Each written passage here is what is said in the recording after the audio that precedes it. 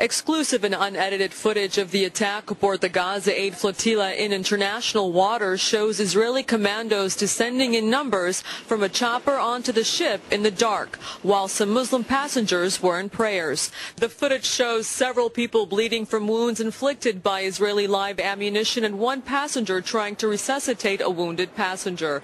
The footage shows passengers using slingshots, poles, and chairs to defend themselves in the wake of Israeli commandos' attack on the ship. International law must prevail, and we need to become more civilized human beings, because if we just allow this kind of uncivilized, no obedience of international law, we are doomed as a human species, because as time goes by we have more and more powerful weapons, and at some point this is going to just make the human species extinct.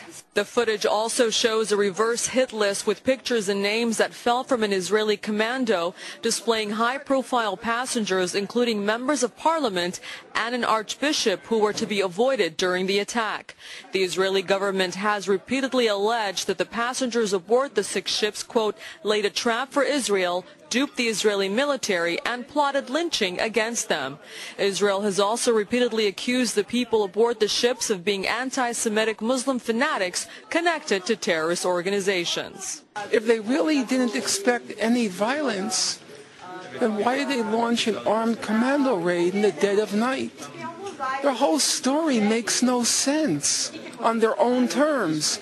You can't both claim you expected no violence and launch a commando raid at 4 a.m.